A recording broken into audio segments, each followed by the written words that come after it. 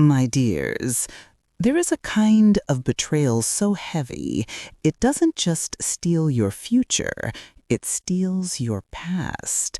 It makes you question every single memory you own. I know this because I lived it.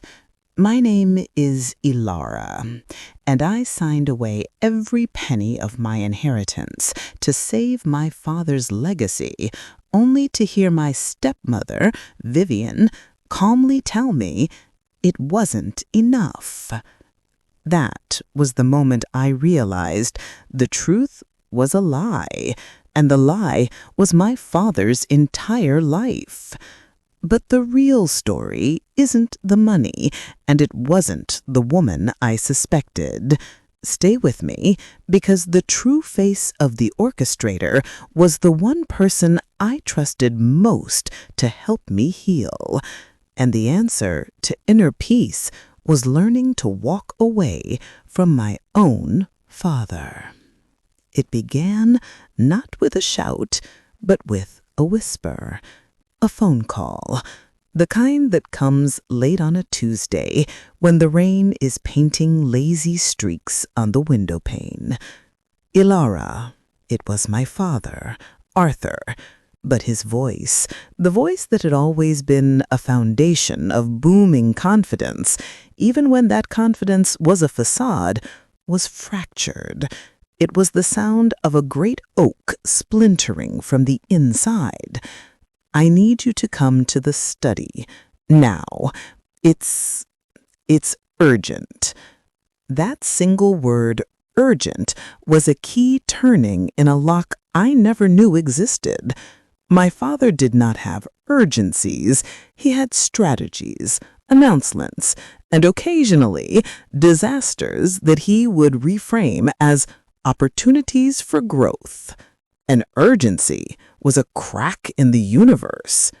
I drove through the slick, dark streets, the rhythm of the windshield wipers keeping time with my accelerating heart. The family home, a grand, imposing structure of stone and ivy, had always felt like a museum to my father's success.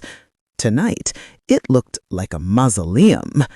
He was waiting for me in his leather chair, the one that smelled of old polish and older power. He did not rise to meet me. The light from a single brass lamp carved hollows into his face, making him look 10 years older. "Ilara," he began, his hands steepled, hiding his mouth. "There has been a miscalculation. A legal oversight from a decade ago. It has all come due." He laid it out with the chilling precision of a surgeon, a dormant clause in an old business contract, a potential lawsuit of catastrophic proportions, not just for the business, but for him personally.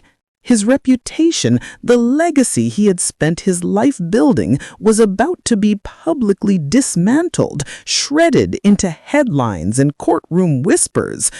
"The only way out," he said, his eyes finally meeting mine, and in their depths I saw a terror I had never seen before, "is liquidity. A significant, immediate show of capital to settle this before it ever sees the light of day." He let the sentence hang in the air between us, a specter of unspoken demand. "Your trust fund, Ilara, the one from your mother. I need you to sign it over. All of it." The world tilted. That trust fund was my anchor. It was the last tangible piece of my mother, a woman whose memory was a faded photograph in my mind. It was my freedom, my safety net, the thing that meant I was never truly dependent on my father's mercurial generosity. It was the proof that I was, in some small way, my own person. "Father," I whispered. My own voice sounded very small.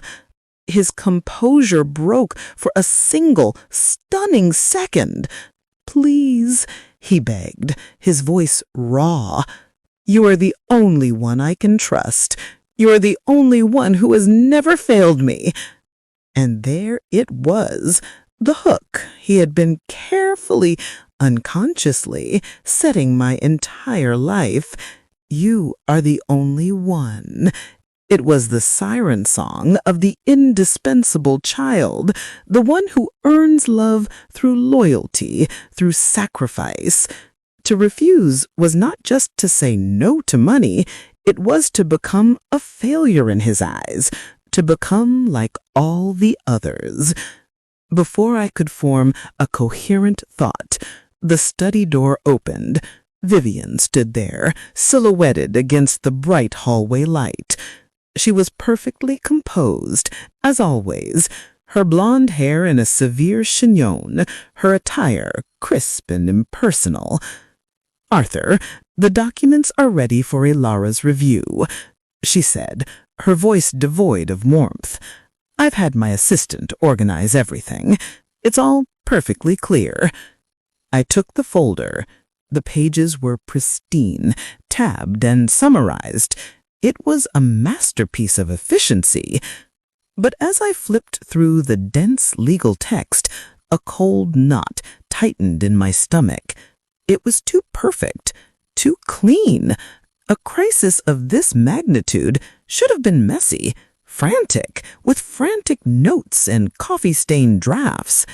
This felt premeditated.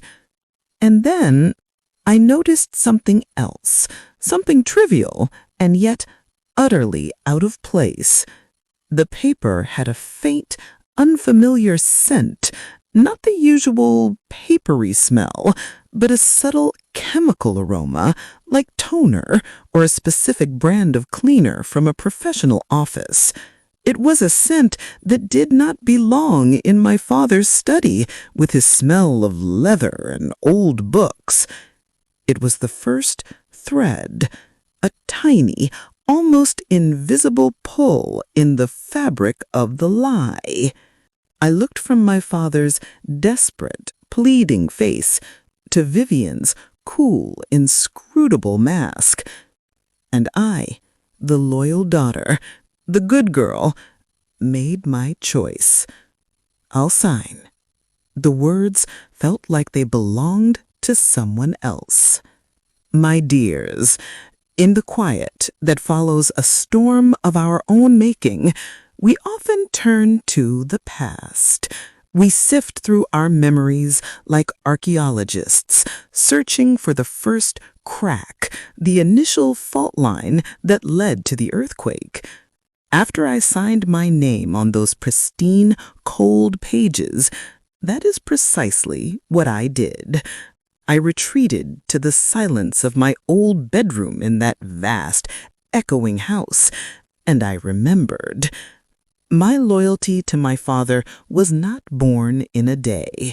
It was a tapestry woven over a lifetime, thread by painful thread. The brightest threads were the rarest.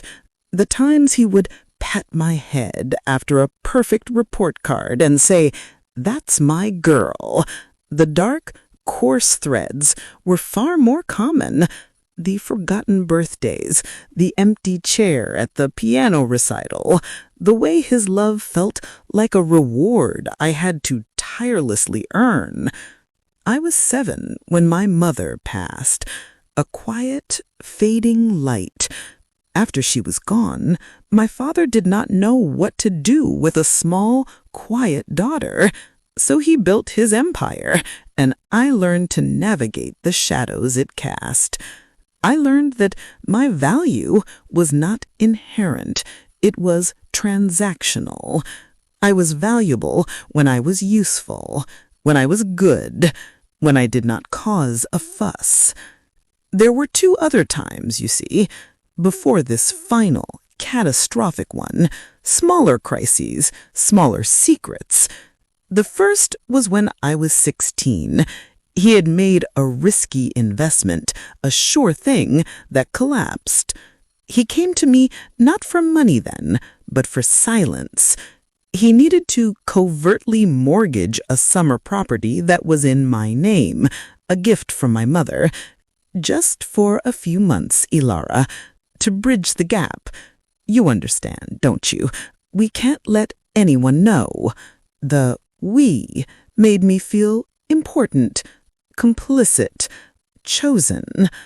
The second time, I was in university. A business partner sued him for a breach of contract. It was a messy, public affair. He asked me to write a character witness letter, to sit beside him in court, my presence a silent testament to his integrity as a family man. I did. I felt the weight of the courtroom's gaze, and I saw the relief in his eyes. I had, once again, been useful. Each time the script was the same: a looming disaster, a quiet, desperate request, and my compliance, which he framed as our shared victory. He never said thank you. He would simply relax, the terror in his eyes receding, and say, "I knew I could count on you." And for a starving heart, that was enough. It was this history that made the request for the trust fund feel, in its twisted way, inevitable. It was simply the largest payment I had ever been asked to make for his affection. I was jolted from these grim reflections by the gentle chime of my phone. The screen glowed with a name I hadn't seen in weeks. Mark. Mark, my cousin. Not by blood, but by the intricate, sprawling map of family marriages. He was a few years older, with an easy smile and a calm, analytical mind that had always felt like a sanctuary amidst the storm of my father's emotions. He worked in corporate finance, a world of cool logic and spreadsheets, a world I imagined was immune to the kind of emotional chaos that ruled our home. Ilara. His voice was a warm, familiar balm. "I heard from your dad. He sounded stressed. Just wanted to check in on you." The kindness undid me. The tears I had been holding back finally fell. I spilled it all: the urgent meeting, the legal disaster, the trust fund. There was a long, sympathetic silence on the other end of the line. "Oh, Ilara, that's a lot to carry. Arthur's pride, it's always been his own worst enemy, hasn't it?" He understood. He saw it. "Look," he continued, his tone shifting to practical, helpful, "I have some contacts, excellent lawyers who specialize in untangling this kind of high-stakes corporate mess. Let me make some discreet calls. Maybe there's an angle here, a loophole we're not seeing. You shouldn't have to carry this alone." He was offering me a rope, a line thrown to me as I was drowning in a sea of familial obligation. In that moment, Mark was not just my cousin, he was my lifeline. "Thank you, Mark," I whispered, my voice thick with gratitude. I don't know what I'd do without you right now." "It's what family is for," he said softly. "To see the traps others are too blind or too proud to see." The next day, the money was gone. Transferred. My future, my security, vanished into the digital void to plug the hole in my father's legacy. He embraced me, a rare, fierce hug. "You saved me, Ilara. You saved us all." For a fleeting moment, the old, intoxicating feeling of being the good daughter, the savior, washed over me. It felt like a victory. But the feeling was short-lived. Later that evening, I found Vivian in the library, meticulously updating a family ledger. The crisis was averted, but her efficiency never slept. "It's done," I said, my voice flat. She looked up, her gaze unreadable. "Yes, it's done." "There's something I don't understand," I pressed, the memory of that too-perfect paperwork nagging at me. If the situation was so dire, why did the initial legal brief use such vague language about the plaintiff? It almost seemed like the threat was theoretical. Vivian's pen stilled. She didn't look at me. "Your father," she said carefully, "is a man of immense stature. The greatest threat was never the financial loss. It was the embarrassment, the collapse of how people see him. We had to protect him from that." We. Protect him from that. The words echoed in the silent room. They should have sounded loyal. Instead, they sounded like a code. She was protecting him, not from a lawsuit, but from the truth. But what was the truth? And in that moment, a chilling thought, a tiny insidious whisper, took root in my mind. What if the disaster wasn't the point? What if the real goal was always the money? My dears, there is a particular silence that follows a great loss. It is not an empty silence, but a heavy one, filled with the ghosts of what might have been. In the days after I signed away my mother's legacy, that silence followed me everywhere.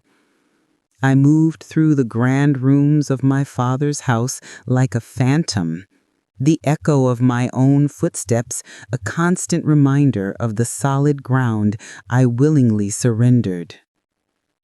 The relief in my father Arthur was a frantic, shimmering thing.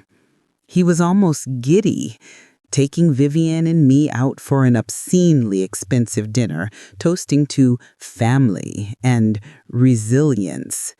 He spoke of a last-minute reprieve, a mysterious anonymous investor who had seen his commitment via my capital. It was a performance, and a poor one. Each cheerful word felt like a layer of paint being hastily brushed over a rotting wall. I watched Vivian during this display. She did not toast. She simply watched him, her expression a complex map of pity, exhaustion, and a love so deep it had become a form of servitude. It was her silence that screamed the loudest. The rope Mark had thrown me felt like my only tether to reality. I took him up on his offer. I met with his contact, a sharply intelligent lawyer named Ms. Davina. We sat in her minimalist office, and I handed her the folder of perfect documents. She spent an hour poring over them, her brow furrowed.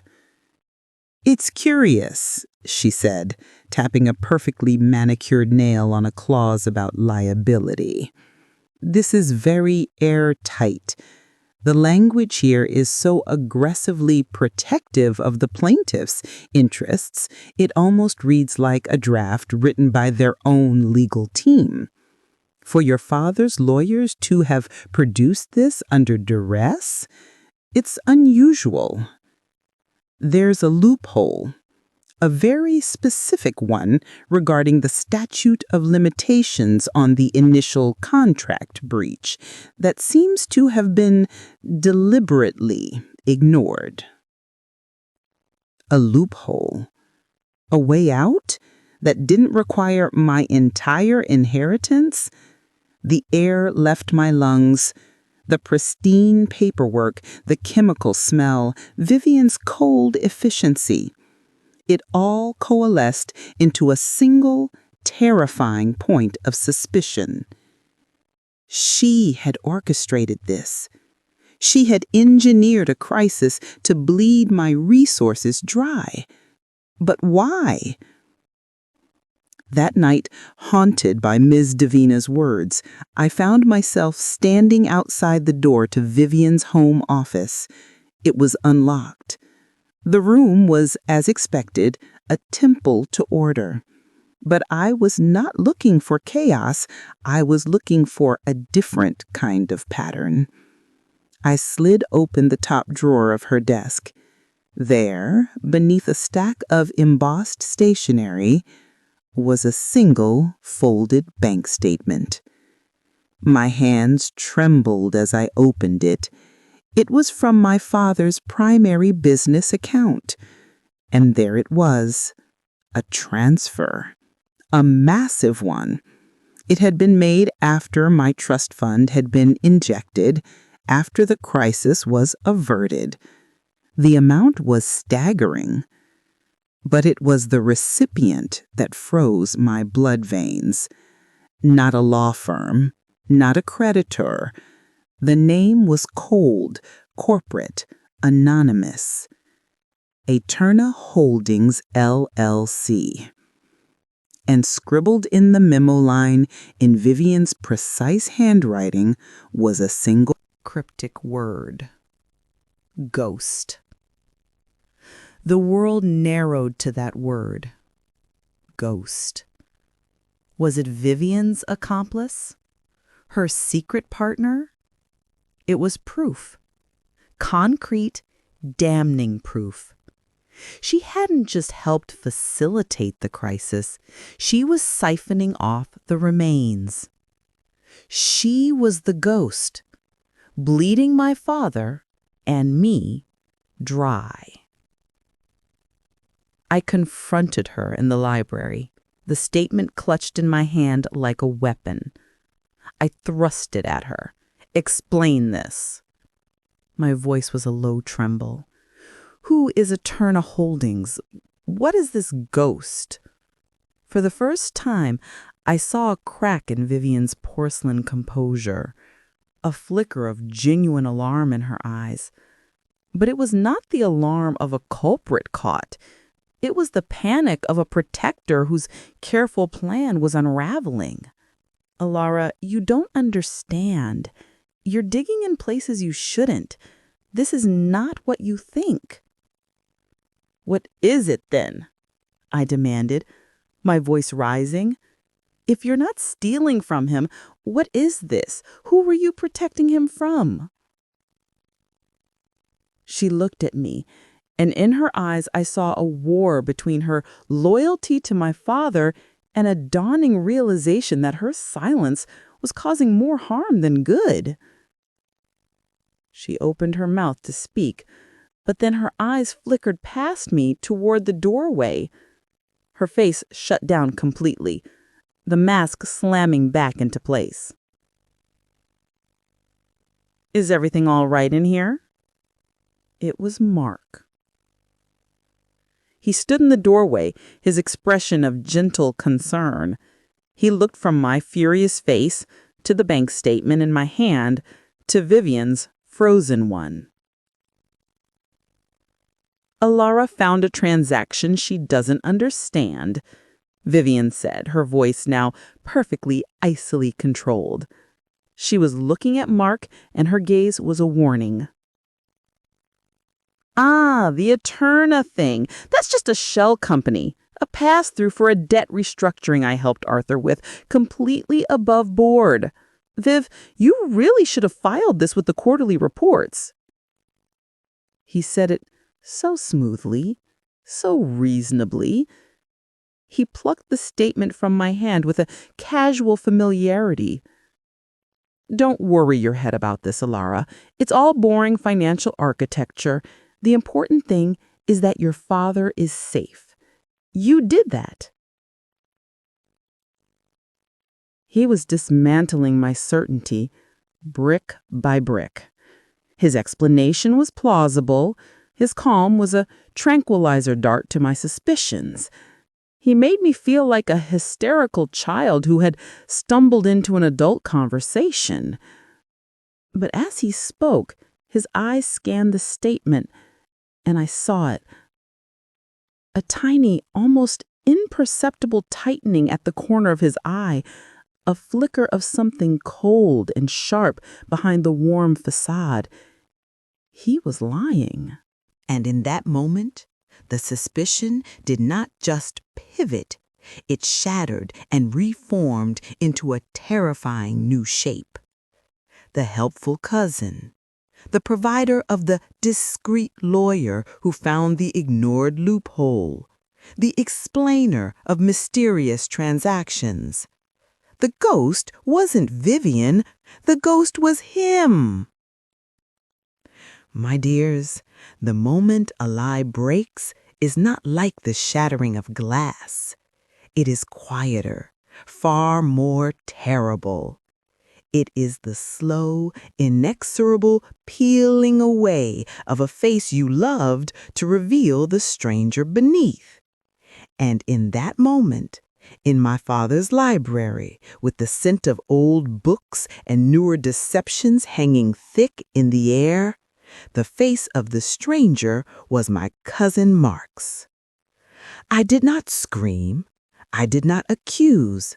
The certainty that flooded me was too cold, too absolute for such hot emotions. I looked at Mark, at his placid, reassuring smile, and I saw the spider sitting proudly in the center of his web. A shell company, I repeated, my voice dangerously calm. How convenient. And the ghost, was that your idea too? A little joke?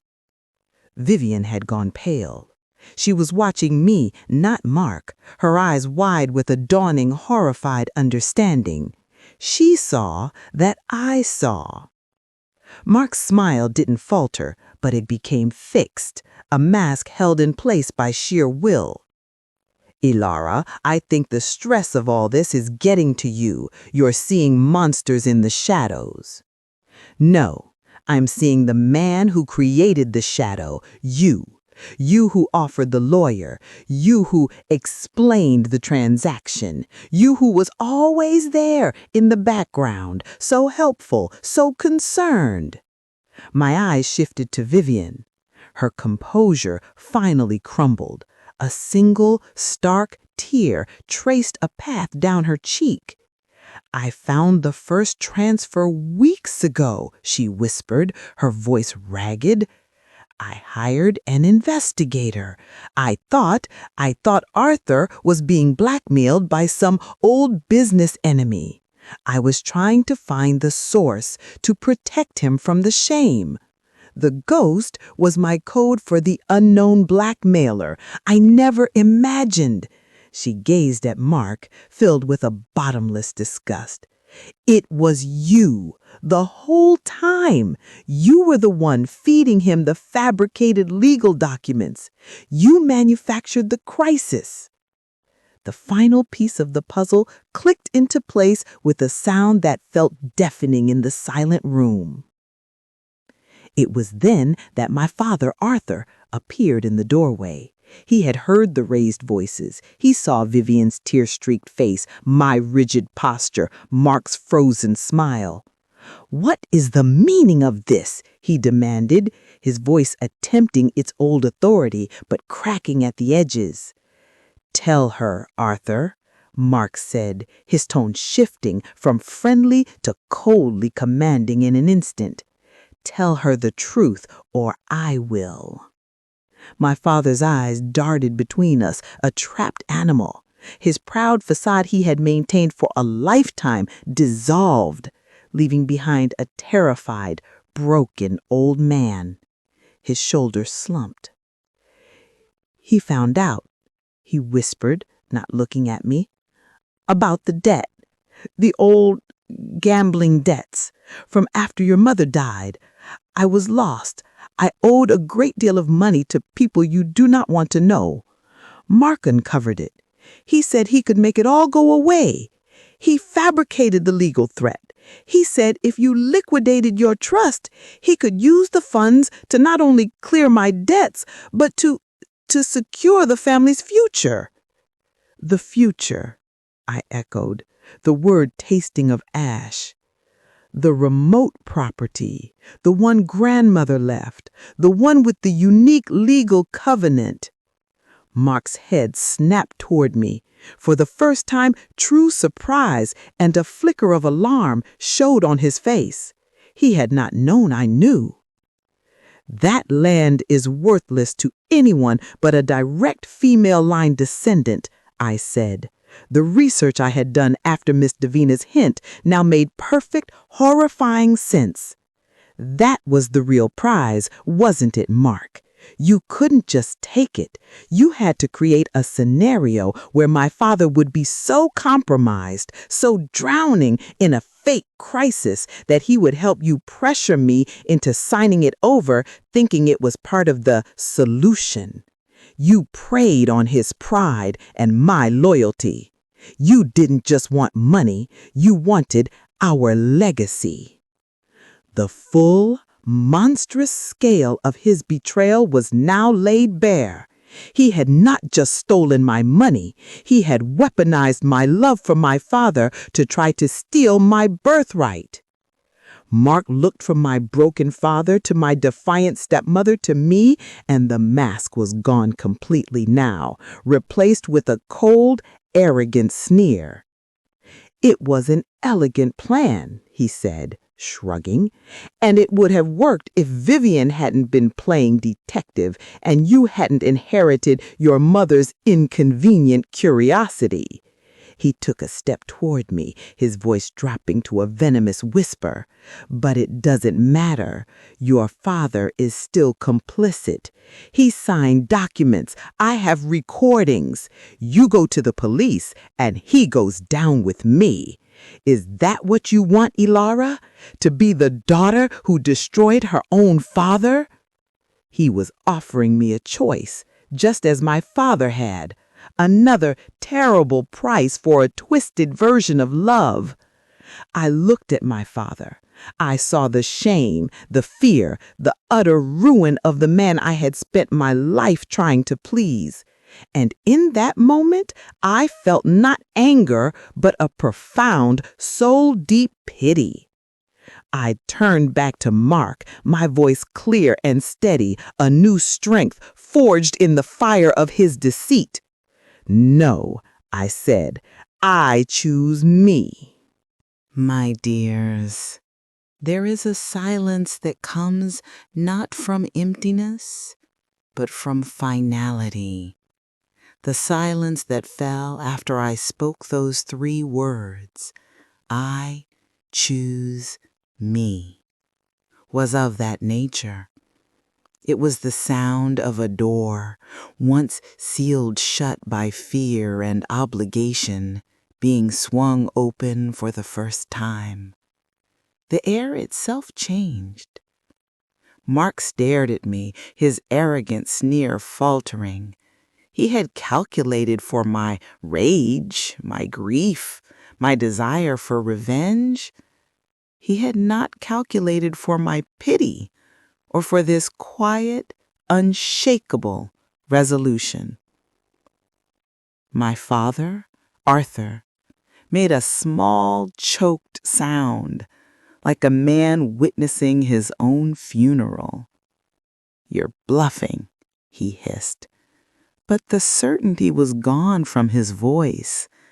"I am not," I said, my gaze never leaving his. "You can release your recordings. You can tell your story. The world will see a proud, weak man who was manipulated by a predator he called family. They will also see that his daughter is no longer a part of his narrative. My worth is no longer tied to his legacy or the lack of it." I turned to my father. The love I felt for him in that moment was the most painful thing I have ever endured. It was a love that saw him clearly, flawed, cowardly, broken, and yet did not vanish.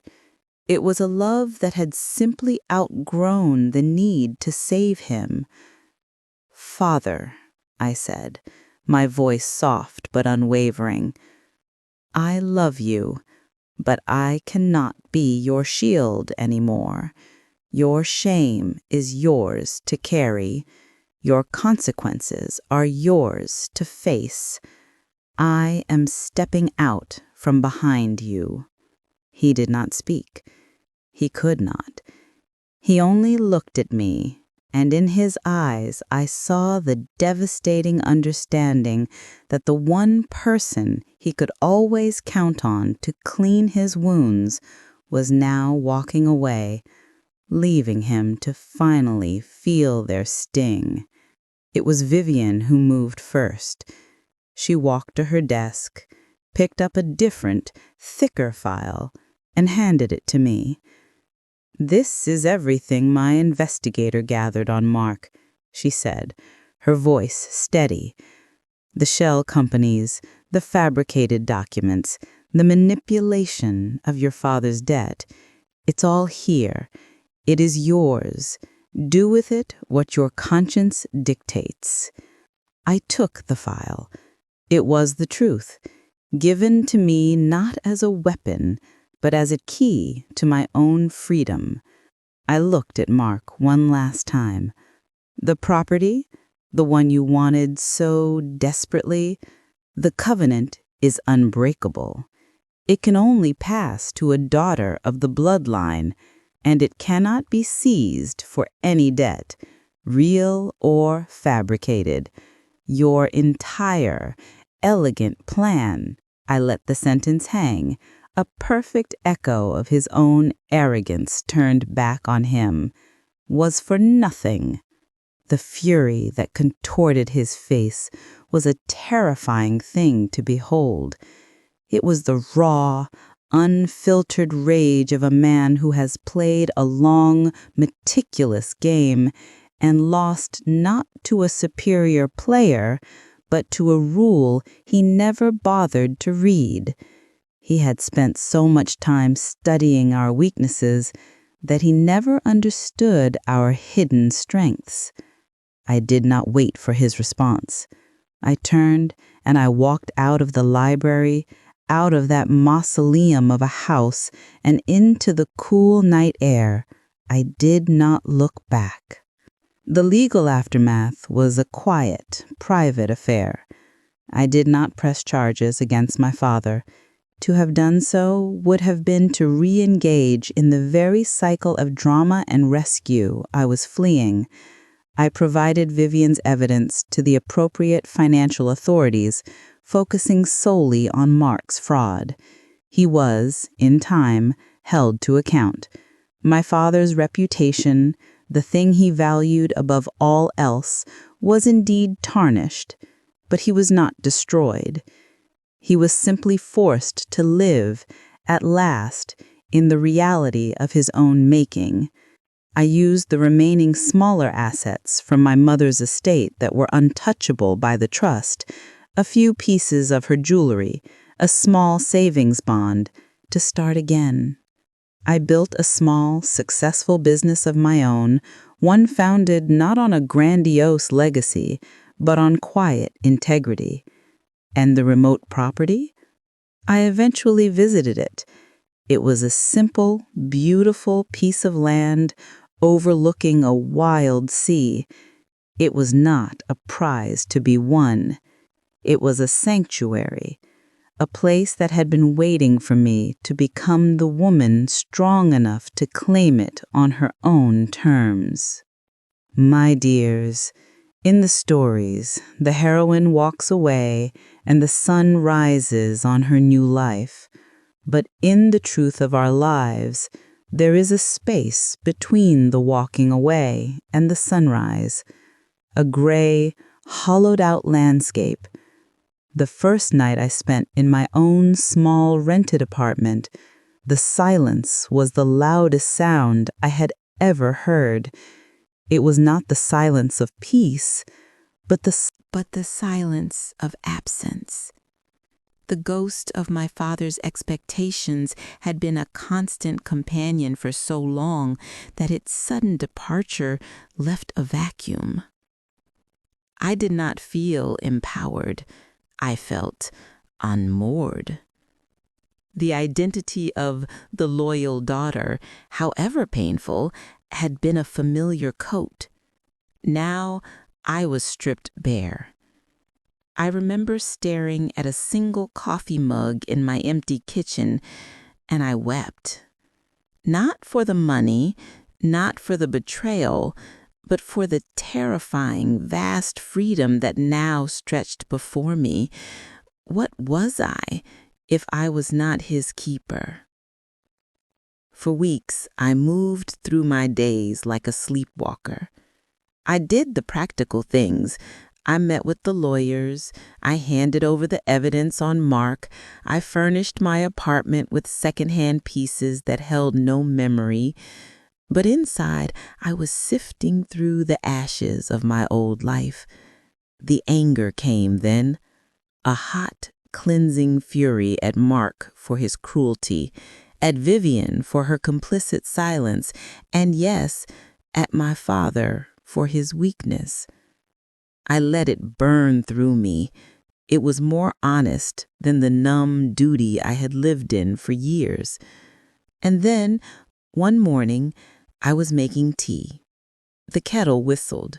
The sun hit the simple wooden table in a particular way, and a thought, clear and quiet, arose, not from the storm of my emotions, but from a deeper, stiller place within me. I can choose what happens next. It was not a dramatic revelation. It was a simple, factual statement. I can choose. That was the ember, the first tiny spark of heat in the ashes. I could choose the color of my curtains. I could choose to eat toast for dinner. I could choose to start a business or travel or simply sit in this silence until I learned its name. The compass of my life, which had always pointed toward my father's approval, was spinning wildly, and for the first time, I understood that its wild spinning was not a malfunction. It was liberation. It was waiting for me to set the true north. This, my dear ones, is the part of the story we often skip, the messy, unheroic, absolutely essential part where we learn to breathe in a new atmosphere.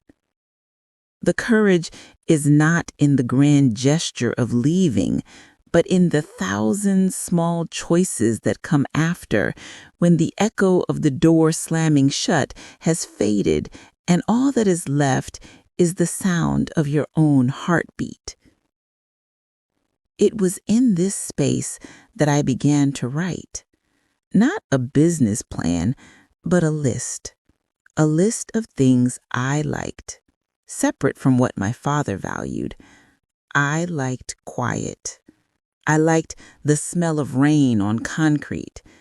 I liked helping people in a way that felt direct and personal, not as a performance for an audience. From that list, the seed of my future began, quietly, to grow. My dears, every story has more than one heart. And while my own was learning to beat anew, I often wondered about the other woman in the shadow of Arthur's pride, Vivian. It was only much later, through a series of cautious, halting conversations, that I came to understand the weight of the chains she had chosen for herself. Imagine it. You are a woman who has built a career on order and logic. you fall in love with a man whose world is built on the shifting sands of charm and perception. You believe your strength can be his anchor, and for a time it is. You become the silent architect, the one who structures the deals, who reads the fine print he glosses over, who ensures the grand facade has a solid foundation. Vivian's love for my father was not the desperate, hungry love of a daughter seeking approval. It was the ferocious, possessive love of a curator for a priceless, fragile artifact. She saw the brilliant, terrified boy inside the man, and she dedicated her life to protecting him, not from the world, but from himself. The night I confronted her about the bank transfer, she had been days away from uncovering the full truth. Her investigator had already traced the ghost, Eterna Holdings, through a labyrinth of shell companies and was closing in on a name. She knew the financial crisis was a fabrication, but she believed a ruthless, anonymous competitor was engineering it to destroy Arthur. The transfer was her attempt to follow the money, to find the villain she imagined. "When you accused me," she told me over a tense, quiet cup of tea months later, "I was terrified, not for myself, but for him. If you went to the authorities with your half-truths, it would have blown apart the careful container I had built around his shame. I thought silence was the stronger shield. I was wrong. It was just a thicker cage." Her greatest regret, she confessed, was not Mark's manipulation. It was that in her mission to protect Arthur from his past, she had failed to protect me from his present. She had seen the pattern, my dwindling trust fund, my anxious loyalty, and had dismissed it as the natural cost of being Arthur's daughter. She had become so focused on managing the disaster she saw coming that she became blind to the one already happening in slow motion within me. "In my world, everything is a problem to be solved," she said, her voice softer than I had ever heard it. "Your father was my most complex, most important case. I forgot that you were not a case to be managed. You were a person to be seen." This was her own heartful healing, not a dramatic walk into the sunset, but a quiet, painful reckoning with the collateral damage of her love. She stayed with my father, but the nature of her protection changed. She no longer hid his messes. She made him look at them. She became less of a shield and more of a mirror, forcing him to confront the reflection he had spent a lifetime avoiding. Their marriage, I suspect, is quieter now, less about the grand performance of success and more about the humble, arduous work of truth. It is a different kind of love, perhaps a harder one, but a more honest one. Understanding her journey did not erase my pain, but it allowed me to release the last of my bitterness toward her. We were not allies, nor were we enemies. We were two women, both shaped and scarred by the same force of nature, who had in our own ways and in our own time learned to build